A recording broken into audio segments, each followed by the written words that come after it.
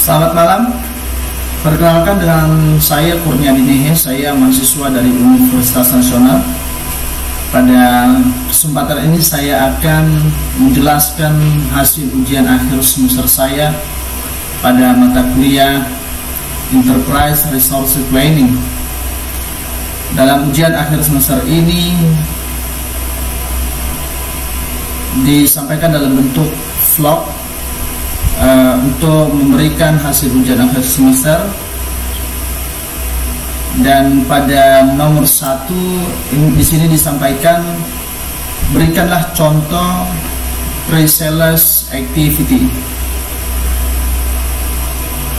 Pertama, kita perlu tahu bahwa pre-sales activity itu merupakan suatu atau semua kegiatan yang dilakukan sebelum proses penjualan terjadi. Nah, di sini nanti akan terdapat apa saja yang harus dilakukan, dan di situ ada inquiry yang terjadi antara permintaan dan quotation atau penawaran. Nah, ini contohnya terjadi dalam suatu perusahaan industri, contohnya dalam industri manufaktur, di mana di sini nanti pada sistem pre-sales activity ini akan terjadi beberapa inquiry barang, di mana sesuai dengan permintaan dan penawaran yang terjadi antara supplier dan pengeluaran barang. Nah, di sini pada pre-sales activity ini sangat-sangat sering sekali terjadi pada sistem penjualan barang yang dilakukan. Yang soal kedua adalah jelaskan production planning pada SAP Enterprise Resource Planning.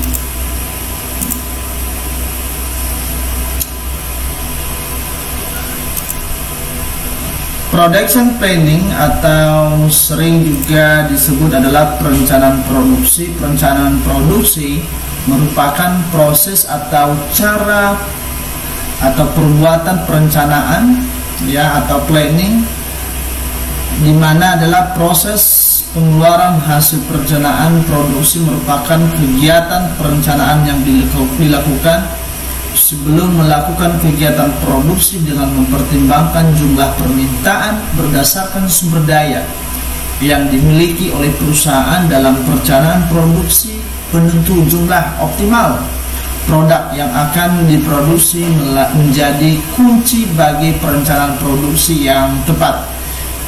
Siklus produksi planning ini ada juga, ya.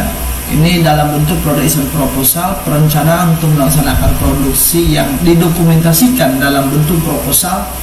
Proposal tersebut berisi jumlah pesanan, ya, material, mesin-mesin, jumlah kerja, dan uang yang dibutuhkan.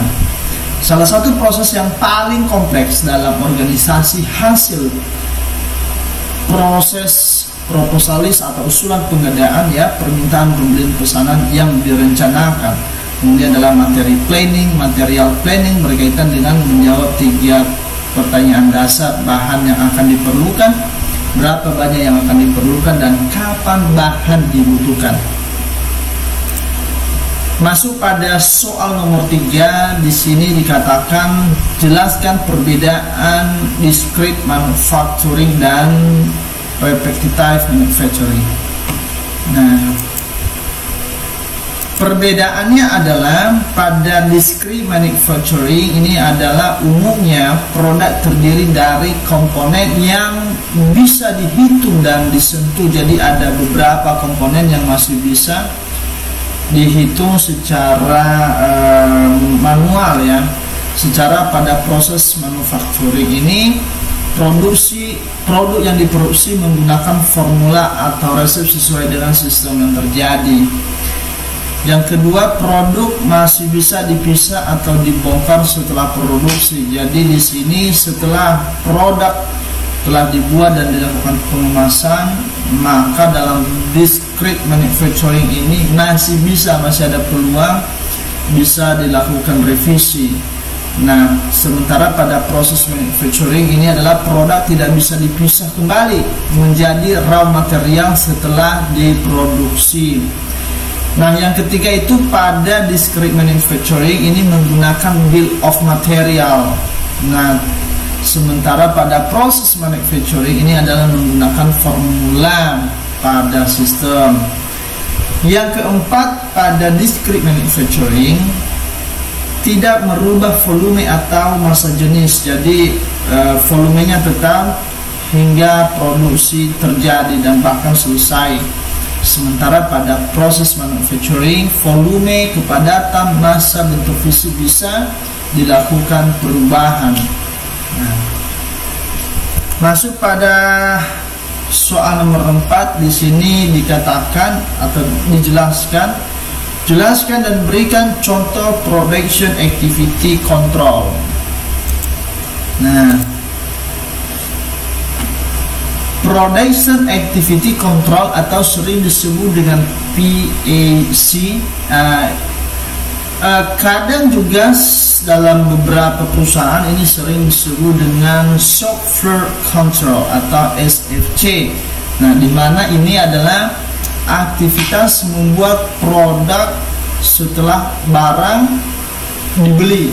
Nah, PAC terdiri dari aktivitas menentukan awal akhir job atau operation scheduling berdasarkan sekuensi kedatangan job, lalu membebankan job ke workstation atau ekspedisikan job yang terlambat pada pelaporan. Nah, ini adalah hasil laporannya akan merupakan feedback bagi MPS. Nah, ini pada PAC ini juga ada dia nanti bagian purchasing yang merupakan aktivitas memilih vendor atau membuat order pembelian, menjadwalkan vendor sampai mengejar vendor, dan merupakan dasar daripada PAC. Pada soal nomor 5 atau yang terakhir di sini dikatakan gambarkan flow process chart terkait dengan proses recruitment, interview, dan penerima. Nah, jadi pada proses recruitment, interview, dan penerima ini flow chartnya ini pertama terdapat pada start atau mulai pada proses pemberkasan. Pada proses pemberkasan masuk pada bagian rekrutmen ya. Pada rekrutmen akhirnya rekrutmen melakukan sortir pada berkas sesuai dengan data yang ada, sesuai dengan kualifikasi yang ada. Akhirnya diproses lalu dilakukan panggilan terhadap calon sumber daya atau perekrut sehingga masuk pada interview. Nah, ini diproses lagi, nanti outputnya adalah hasilnya adalah hasil interview untuk masuk pada user. Nah, proses interviewnya nanti juga sama, nanti pihak interview ini juga akan melakukan proses pemberkasan, mengecek data yang ada dan melakukan penggalian kepada calon karyawan serta pengalaman apa aja yang ada. Ini diproses, kemudian nanti outputnya adalah terima atau tidak, sehingga kalau sudah diterima atau yes masuk pada divisi penerimaan. Nah, ini proses pada divisi penerimaan ini bisa terjadi dalam bentuk informasi gaji, divisi kerja, prosedur kerja, pelatihan, dan lain sebagainya. Nah, nanti dia pada outputnya adalah si calon karyawan akan melakukan pekerjaannya sesuai dengan prosedur dan masa kontrak kerja yang diberikan. Demikian yang bisa saya sampaikan pada jawaban ujian akhir semester mata kuliah Enterprise Resource Planning ini. Semoga informasi ini dapat berguna untuk mendukung hasil ujian akhir semester saya. Bila ada kata, mohon maaf. Akhir kata saya ucapkan terima kasih, selamat malam.